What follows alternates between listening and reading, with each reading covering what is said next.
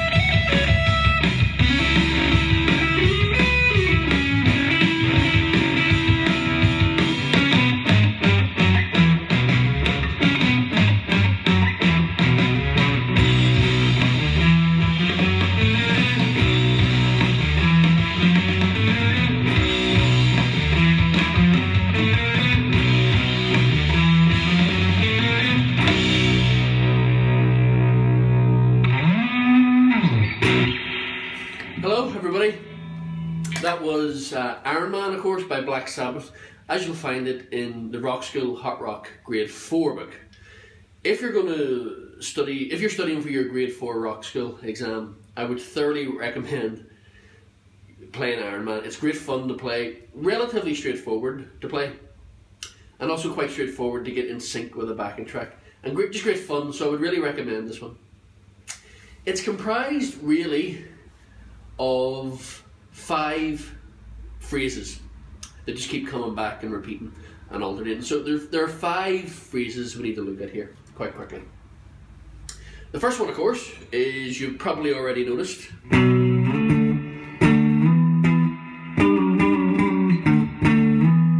You'll have already noticed that I actually played here. You know, so the Rockschool books they're fine with you changing the finger, as long as you keep the notes, of course, the same. You can use alternate finger, and don't worry about that at all. I used the power chord here, 2nd and 4th frets on strings 5 and 4. That gives me 2, 5, 5, 7, 7, 10, 9, 10, 9, 10, 9, 5, 5, 7, 7. The reason I do it there is I just find it more comfortable. Obviously, as you move up the fingerboard, the frets get tighter together, and you have quite big hands, and I just don't like it's just too tight up there. I prefer this. So I would suggest you at least try this. I think you might find you quite like it, you know. That's the first phrase. The second is really the same tune, but it's played just as individual notes.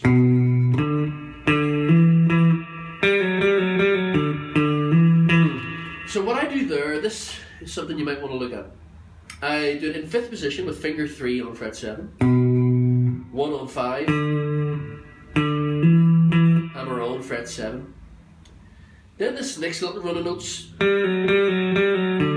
I move down a position, so that means finger 2 on fret 5 and pull in the 1 on fret 4. Another thing to look out for is don't rush those. And then make sure you keep them nice and even. So I move down a position to play that little run of notes. I put finger 2 on fret 5 of the 5th string, but then I move quickly back into 5th position for the last 3 notes. I put finger 1 there. So watch what I do. I play, I land finger 2 here, then the same note, but I move into finger 1 for it. If you play that little note staccato, it helps give you just a little split second to move. That's the way I did it. I think that's probably the best way, the strongest way to do it. The third phrase is played really 3 times. There's a slight variation from the first one. The first one is and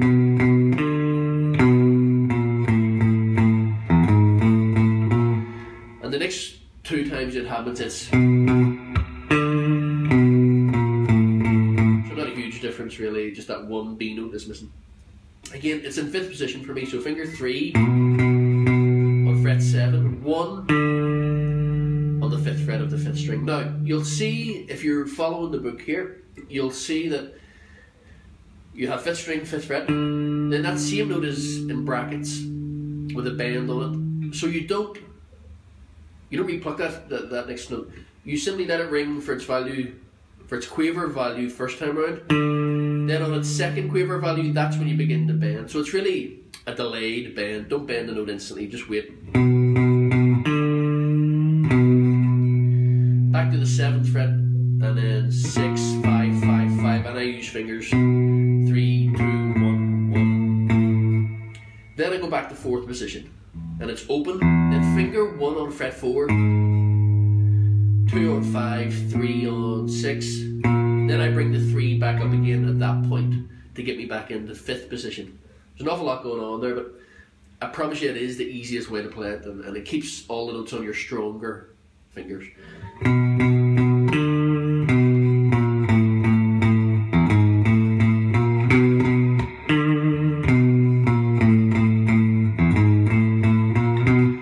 Okay, then you have the return of the main idea, or if you want to play it, whatever works. And then, oops, sorry, then the same tune in single notes comes back. The next point here, just before we get on to the 4th little phrase, you have, what does it say exactly? It says create, voicing and part. A bar of an E5 chord, and followed by a bar of a D5 chord. Well, I simply played here. That's 5th string, 7th fret, and 4th string, 9th fret, creating a D5 chord. My rhythm is something like that. You can absolutely create your own. I then moved down 2 frets to the D5 and play the same rhythm. It really is as simple as that. Okay, then the new, let's say the 4th little motif you have to learn. It's okay. It's a B5 power chord, fret 7 and 9. Then there's 3 little runs you have to get. The first one is that's 7, 10, 7. Then the next 2 are the same, really. 7, 8, 9, 7, 8, 9. Fingers 1, 2, 3, 1, 2, 3. So it's power chord, and it's fingers 1, 4, 1, 1, 2, 3, 1, 2, 3, repeated.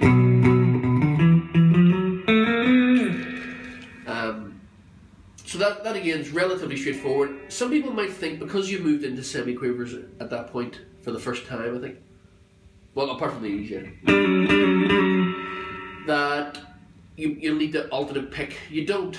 The piece isn't particularly fast. You can get away with all downstrokes with a pick. If you can see it there, all downstrokes with a plectrum. You could alternate pick if you want, but I don't really think it's necessary there. In fact, I think all the downstrokes sounds better in a heavy rock tune like this. So the next phrase, the 5th, I think it's 5 little 2-bar phrases you need to learn. The next one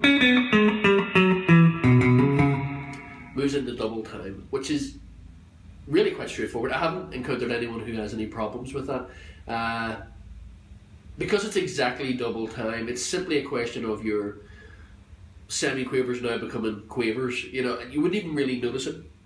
So you move into really using a C sharp minor blues scale.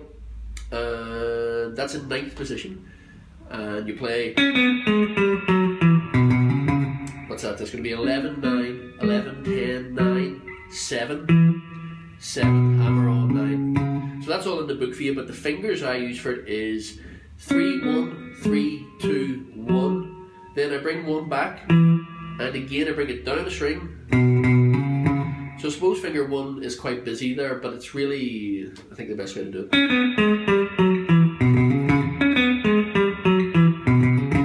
Works quite well, I think. It's not a million miles away from,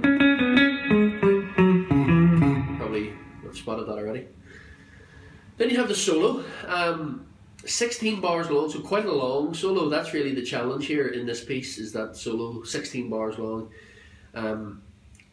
Obviously, this is just a short little video, just a quick overview, so I don't have time to go into the details of what you can do there. You're going to have to discuss that with your teacher and create your own solo. I have no idea what I did, I was just playing notes. But I was using certainly the C sharp minor blues scale. That's the pentatonic and in the blues scale.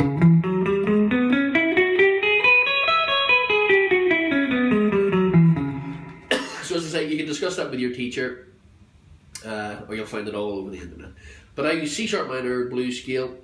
I'm using box 1 certainly, also using a bit of box 2, and a little bit of what I'd call box 5.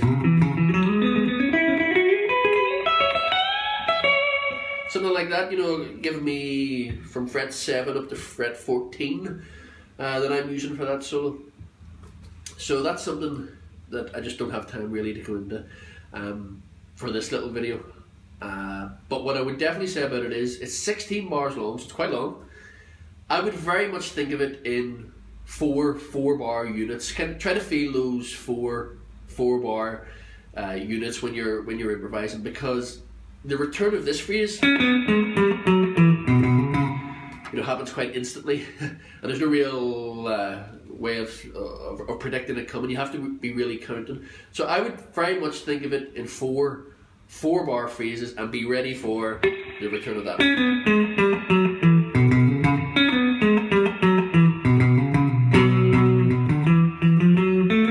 When that phrase that I've just played returns, of course, you're back into half time again. But again, it's very seamless. Nobody really has any trouble with it.